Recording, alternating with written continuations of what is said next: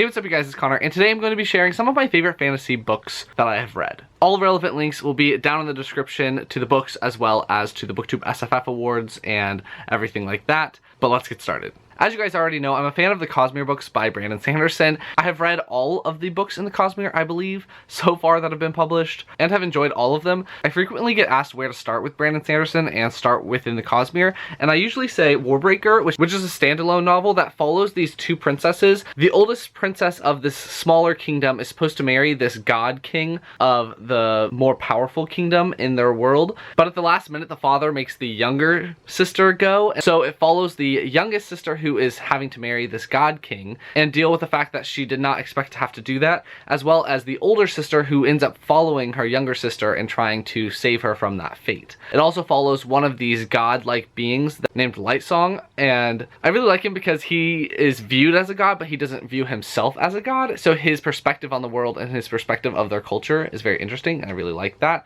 In this world, people are born with what's called a breath, and you can sell your breath to someone to pay off a debt or something like that, but you only get one, and so when you give it away, you see the world in less color, and if you get to accumulate more breath, you see the world more vividly. You start being able to do magical abilities, give life to inanimate objects for a temporary amount of time once you reach a certain number of breaths. So I really recommend this one to start off with Brandon Sanderson, especially because it's a standalone and you don't have to commit too much. Or The Final Empire by Brandon Sanderson, which is the first book in the Mistborn trilogy, the original Mistborn trilogy. If you don't know what this book is about, I don't really know who you are. I'm not even gonna really talk about it. One of those two. Start with these. Moving on. Another one that should be no surprise is going to be the Rhyria Revelation series by Michael J. Sullivan. The first bind-up is Theft of Swords, and the actual first book in the series is called The Crowned Conspiracy. This one follows a mercenary named Hadrian and an assassin called Royce. At the beginning of the series, they are accused of assassinating the king because they were hired to steal this sword, and they get caught while they're in the castle, so then they have to clear their names and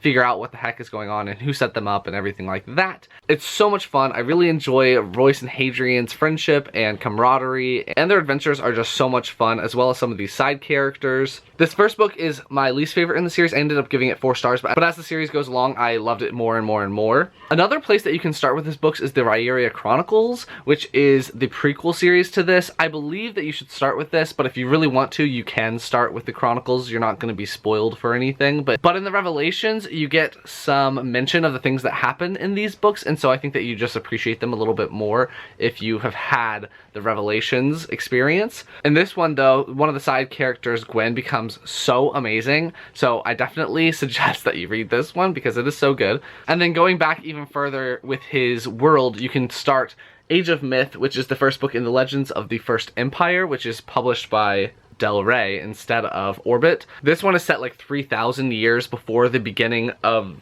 even the Chronicles, and it follows a bunch of different characters. This one is more epic fantasy, while these I consider high fantasy, but this one is so good. I definitely recommend all of Michael J. Sullivan's books. Just check out some of them. I don't like to recommend series or books where I haven't read them all, but I feel justified in this case. The next series I'm going to be recommending is the Live Ship Trader series by Robin Hobb. This is the second trilogy in the Realm of the Elderlings series. You can start with Ship of Magic if you want to skip Farseer, if you don't care about knowing how Farseer ends. But this one really follows this family called the Vestrit family, and they are what's called Bingtown traders. Bingtown is located on the cursed shores of this world, and so it's really hard to live there. And the Bingtown traders have been able to thrive there because they have self-governed and have all these rules and these traditions that they have kept up. The old traders in Bingtown have this relationship with what's called the Rainwild traders. They were originally one group of people that split into two, and so the Rainwild traders and the old Bingtown traders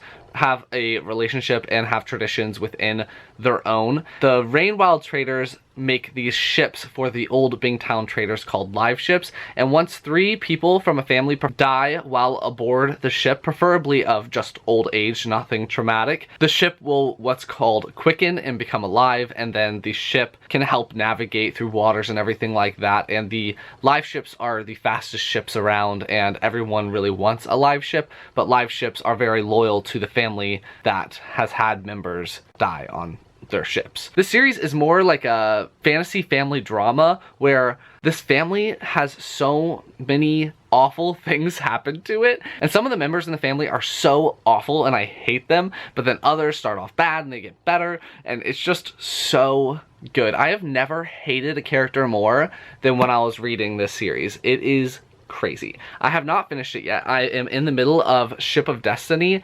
I'm about 130 pages in, but I just know that I'm going to rate this 5 stars, so I feel justified in showing you and recommending it. I wasn't the hugest fan of Farseer, so if you don't love the Farseer trilogy, definitely continue on because this trilogy is so worth it. Along that same vein, I have not finished this trilogy yet, but I'm going to recommend The Chronicle of the Unhewn Throne by Brian Staveley. This is the first book, The Emperor's Blades. I have read the first 2 books, and I'm pretty sure I'm going to like the trilogy as a whole, but this one follows the 3 children of the Emperor after the Emperor is murdered at the beginning of the book. The oldest is the daughter, and she is living in the capital. She has something to do with the finances, like the administrator of finances or something like that. The heir to the throne is Caden, and he has been living in a monastery, which is something that each heir to the throne has to do and able to properly rule their country, so he's been doing that. And the middle brother is Valen, and he has been with this elite group of soldiers, and they fly around on these enormous birds and solve problems and everything like that.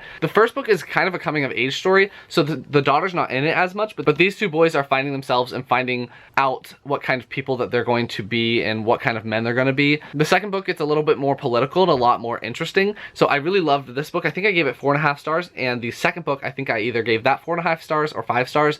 It is so good. I'm really looking forward to finishing this trilogy and finding out how all the craziness is going to wrap up and get solved. And the last series, which also shouldn't be that much of a surprise that I'm going to be recommending, is going to be the Books of Raxura series by Martha Wells. The first book in the trilogy is going to be The Cloud Roads, which follows a boy named Moon who is trying to find his place in the world. He has not met anyone that is like him, of his own species even, and he doesn't know where he belongs. He keeps going from town to town trying to find out someone that will accept him for being who he is, because there is this group of people that look very similar to him that are hated, and they attack cities and everything like that. So Moon is constantly being turned away by all of these towns, and people are trying to kill him even. It all kicks off when he actually finds someone who is of his own species, and then he is taken to a court, which is what their societies are called, and he starts to learn what it means to be a Raxura. I really love this world. It's so rich with all the different cultures and the different people and the different species and the different styles of living. I really liked learning about the Raxuran culture and how everyone that is Raxura are bisexual, and they're not completely monogamous, so